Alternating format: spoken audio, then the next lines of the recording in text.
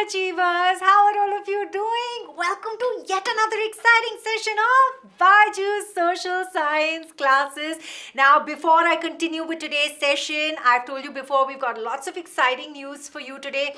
The first piece of news that I want to tell you is register for ANTHE. We know that ANTHE stands for Akash National Talent Hunt Exam, and there are a lot of benefits of actually appearing for this exam. So don't wait, no, just click on the link and register for it because registration is absolutely free. Right? Now, another thing that I want to tell you is that your midterms are around the corner and we at BYJU'S believe in supporting you through and through. So for that, we've got a whole lot of exciting stuff that is going to be coming up on the channel.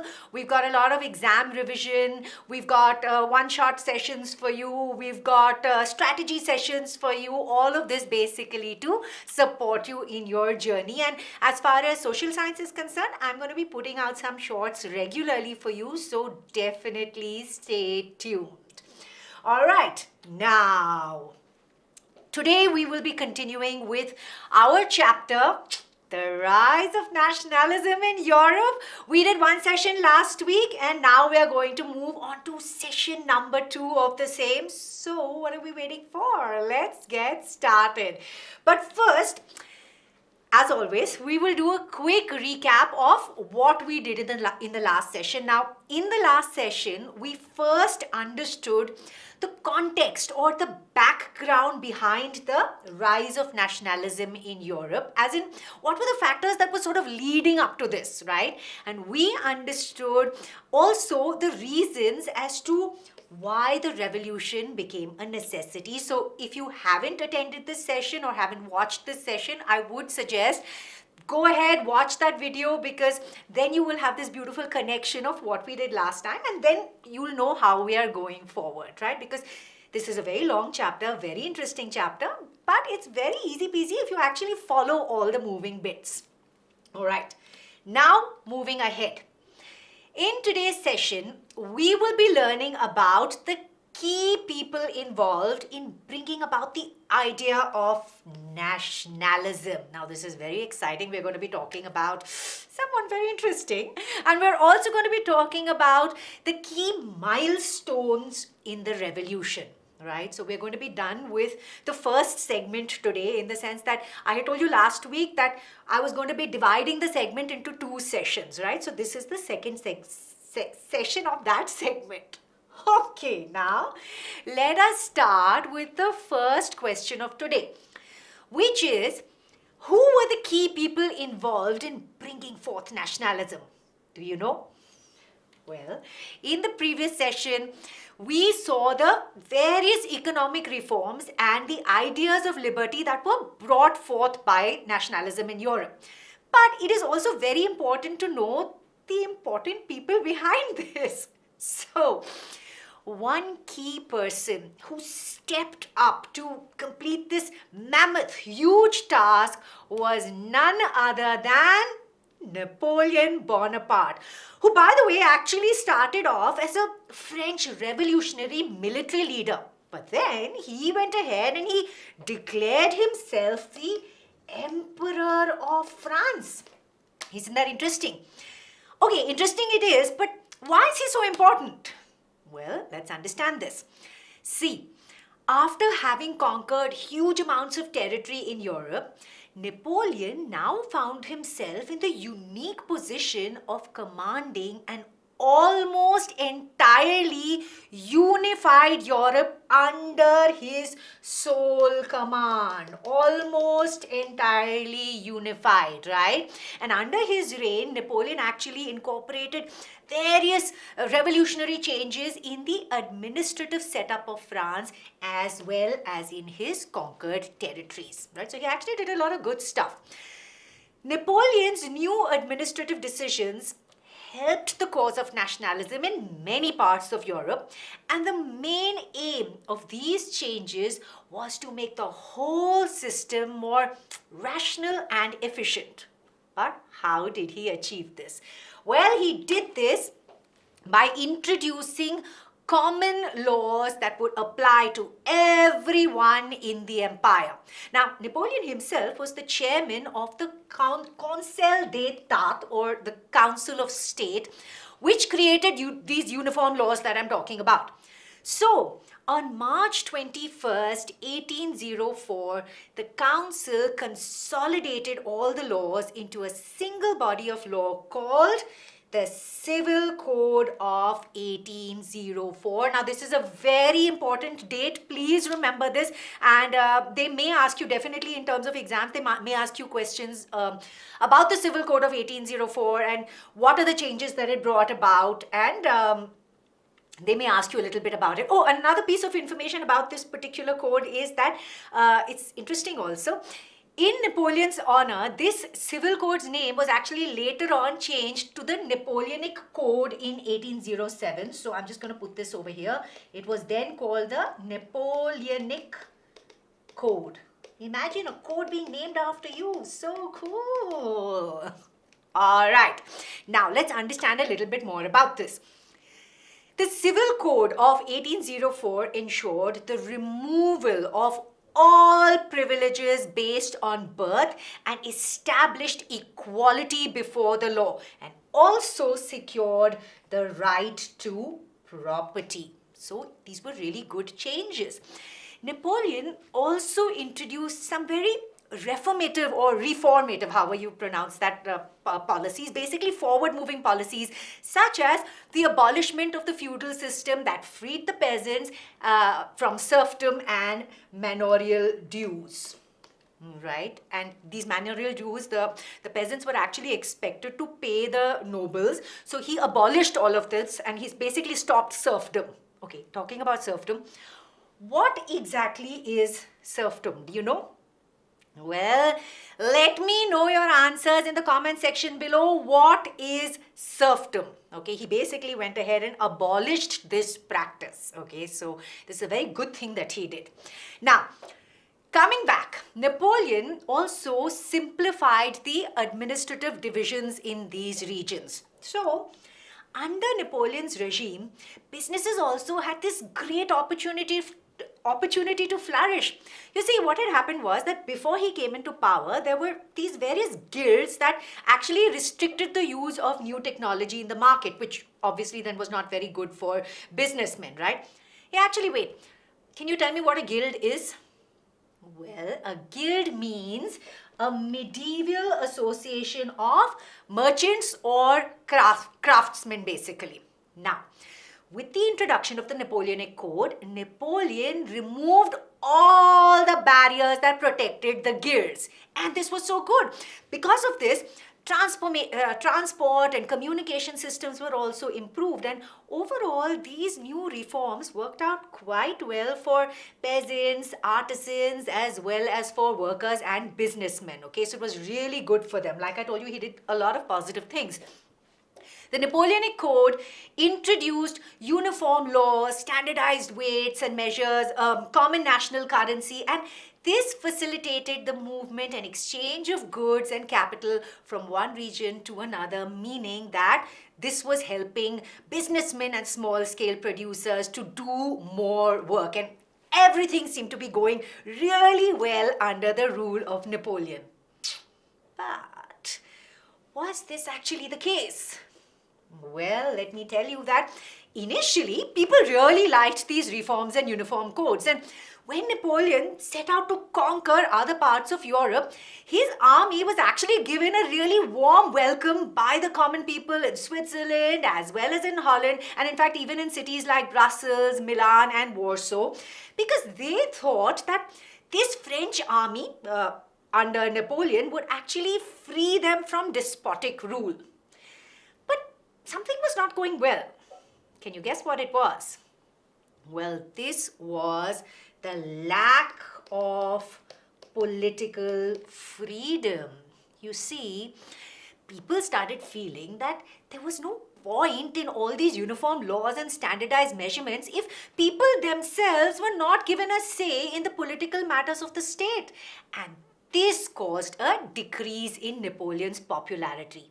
And his popularity decreased even further when he increased the taxes. And not just that, censorship also became much, much stronger. I'm going to put this down for you over here. He introduced a lot of censorship, which obviously people were not very happy with. And apart from this, men were forcibly conscripted into the French army in the name of conquering the rest of Europe. So obviously, the people were not very happy with this.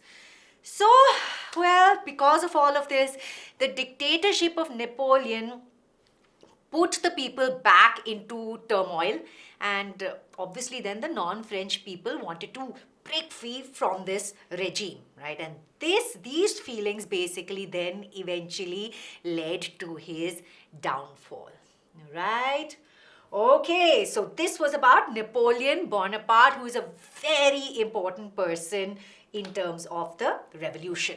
Now, from what we have learned so far, it is quite clear that Napoleon had a very key part to play in the setting up of uniform reforms, which further led to feelings of nationalism in the empire. So he was a huge contributor. However, like I said, people were then unhappy after a while, and then his rule didn't last long. Now that we've understood that, let us now take a look at our fourth and last question of this segment, where we are going to be covering what were the key milestones in the revolution. So let's explore this question in the last segment. Okay, now, the autocratic regime of Napoleon made the other European powers very wary of him and his ideas about Europe. Okay, they were not happy. So finally, you had a combined force of the European powers of, I'm going to write this down for you, please make a note, combined forces of Britain, Russia, Austria, and Prussia. You may get a question to ask you which were the European forces that defeated Napoleon. So these are very important. Remember these names definitely. So we had a combined force of the European powers of Britain, Russia, Austria, and Prussia that defeated him in 1815 in the Battle of Waterloo. Again, this is a very important date. Please remember this date. You may definitely get a question about this. Okay. Actually, now talking about the Battle of Waterloo, tell me, let me remove this for you over here so you can see the question. Do you know in which country the Battle of Waterloo was fought? Let me know your answers in the comment section below. All right, let's move on.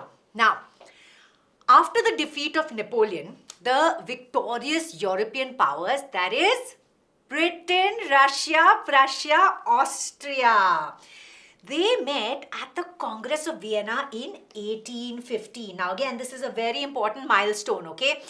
First milestone was the defeat of Napoleon in 1815, and after that we have the next milestone, which is the Congress of Vienna in 1815. So these powers, they met at the Congress of Vienna and they signed a treaty. Now this treaty was hosted by Austrian Chancellor Duke Metternich, and his name is also very important, right? He was basically hosting or presiding over this treaty. Now, the main intention of this treaty was to restore the monarchies that had been overthrown by Napoleon and to create a new conservative order in Europe. So basically, they wanted things to go back to where they were before Napoleon was in the picture, right? So, as part of the changes proposed in the Congress of Vienna, we had the Bourbon dynasty, which had been deposed of during the French Revolution. They were restored to power. And you had France that lost the territories that it had annexed under Napoleon.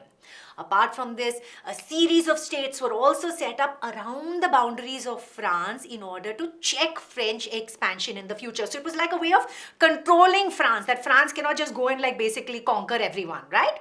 So you had the Kingdom of Netherlands, which included Belgium, that was set up in the north. Then you had Genoa, which was added to Piedmont in the south. Then you had Prussia, which was given new territories on its western frontiers. And you had Austria, which was given control of northern Italy. Right? Now, in the east, you had Russia, which was given part of Poland. And and Prussia, which was given a portion of Saxony. But there was this German confederation of 39 states which had been set up by Napoleon, and these were left untouched, which means they remained the way they were, right? Now, moving ahead. As seen before, one of the main intentions of these decisions at the Congress of Vienna was to create a new conservative order in Europe. But what is conservatism? So, conservatism usually represents a commitment to traditional values and ideas with opposition to changes and innovation. So basically they're talking about very conservative traditional values, and they're opposed to very modern changes or modern ideas, right? So with that conservative order coming in, we had all the old values that came back after the defeat of Napoleon. So your conservatives basically believed in a lot of things like the church and marriage and the power of the state and all of that. So all of that came back. However, they came back to the traditional values, but the conservatives did realize that they could not go back completely to pre-revolutionary days. In fact, this would not be in their benefit. So what they did was they also, apart from this, established a modern army, right? As well as an efficient bureaucracy. See, you may get changes that were brought in after the Congress of Vienna, so you can mention some of these. Then they also had a dynamic economy. Yeah, they felt that by putting in all these things, it'll actually help them to strengthen their hold over the people. And another very good thing is that they abolished, what did they abolish? They abolished feudal system and serfdom. Okay, abolished feudal and serfdom. I'm just giving it to you in short form, okay? So basically they had a modern army, efficient bureaucracy, dynamic economy, and they abolished the feudal system as well as serfdom, apart from bringing the traditional values back, right? Because they felt that if they were to do these four things, it will actually work in their advantage, okay? But having said that, while they did make some of these modern changes, the conservative regimes which were set up in 1815 were very autocratic. They did not at all tolerate criticism and dissent, and they sought to curb activities that questioned the legitimacy of autocratic government. Okay, so basically they wanted to control the people. So what they did was they imposed censorship laws to control what was being said in newspapers, books, plays, and songs that reflected the ideas of liberty and freedom. So strict censorship. However, all this was done, but they wanted to basically stop the people, but this did not have the desired effect because the ideals of the French Revolution nonetheless continued to inspire people. And during the years following 1815, the fear of repression drove many liberal nationalists underground, and you had a lot of secret societies that sprang up in many European states to train revolutionaries and spread their ideas. So the people did not want to be controlled. Now, talking about revolutionary, to be revolutionary at this particular point in time meant a commitment to oppose monarchical forms that had been established after the Vienna Congress. So basically, they were against monarchy. They basically wanted to overthrow monarchy. One second, let me get the spelling of this right. Monarchy. Right? So they wanted liberty, they wanted freedom, and in order basically to fight this new order of conservatism, you had this new wave of revolutionaries that rose up. And these revolutionaries re-instigated the fervor of nationalism amongst the people. Right? So you see how the Congress, the Vienna Congress, by bringing in conservative ideas, has been such an important milestone in bringing about more nationalism. Now, talking about the revolutionaries, most of these revolutionaries saw the creation of nation states as a very necessary part of this struggle for freedom. They said it was absolutely necessary to do this. Okay. Now, one such revolutionary was Giuseppe Mazzini, who was actually part of the secret society of Carbonari. And he then went ahead and founded more secret societies called Young Italy in Marseille and Young Europe in Bern. Now, Giuseppe Mazzini is a very important name in terms of nationalism. You may get a question to ask you, which secret society was he a part of? Well, he was a part of the secret society of Carbonari. Or you may get a question to ask, which secret societies did he found? Then you have to say Young Italy in Marseille and Young Europe in Bern, right? Okay. Now, talking about Mazzini. Mazzini believed that God had intended nations to be the natural units of mankind. So, Italy could not continue to be this patchwork of small states and kingdoms. It had to be forged into a single unified republic. Let me put this down for you. Unified republic. You know what a republic means, right? Single unified republic within a wider alliance of nations. And this unification alone could be the basis of Italian liberty. So, following his model, you had secret societies that were set up in Germany, France, Switzerland, and Poland. And Mazzini's relentless opposition to monarchy and his vision of democratic republics really frightened the conservatives. In fact, Metternich, the chancellor that I spoke to you about, who was presiding over the Congress Vienna, he described Giuseppe Mazzini as the most dangerous enemy of our social order. So you see, he was such an important person, and you had all these nationalistic feelings that were coming up. Oh, wow. That was quite intense, wasn't it? Okay, I think it's time for me to close this session. But before winding up the session, let's have a quick recap of what we learned today so that then next time we can move forward. We learned about Napoleon and the various reforms that he brought forth through the Napoleonic Code. And that was in the Civil Code of 1804, which later on became the Civil Code of Napoleonic Code of 1807. Now, these dates are very, very important. Please remember them, okay? So, he was very important. These dates are very important. Apart from this, we also learned about the defeat of Napoleon in 1815, and this was one of the key milestones that actually led to European governments being driven by a spirit of conservatism, and this was a very, very important event or a milestone that happened. Apart from this, we also learned about the rise of liberal nationalists, like I took the name of a person over here who was very, very important. Well, we spoke about Giuseppe Mazzini, who criticized the new conservative order and worked towards the creation of nation states.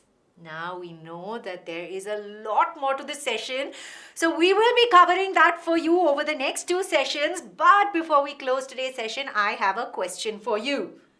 Ta-da! In which year did Giuseppe Mazzini found Young Europe in Bern? This is a very important question. You have to know the date of this. Please let me know the answer in the comment section below. And I want to tell you before we close that we know that BYJU'S CBSE board results are out, and we had our very own Trisha Biswal, who has done beautifully. She scored a whopping 99.8% and got almost full marks in all her subjects. And you can watch the interview. She's basically credited a lot of this success to us at BYJU'S, and we are so grateful and so honored and so happy to be part of her journey. And apart from her journey, we've actually had astounding results. We've had a lot of people who were our students that have got fabulous, fantastic results. So a great way to follow this is to learn from people who've actually gone ahead and gotten great results. The secret that they followed were that they were subscribing to our channel. So definitely please go ahead and do that. And apart from that, they downloaded the BYJU'S Learning app, which and basically became premium students and made use of the best of both worlds with all this information out there to actually help them to ace their exams. So please go ahead and make use of this opportunity, right? Now, I have another piece of really good news for you. We have the BYJU'S mini learning program, which is actually now free, but there is a catch over here. It is free only to the first 1,000 users every week. So please click on the link and type in the code YTFIRST to make use of this opportunity, avail this opportunity, and get this program absolutely free. For more such sessions, please tune into BYJU'S 9 to 10's channel, and definitely do not forget to like, share and subscribe to our channel. I'm going to see you very, very soon. Bye-bye.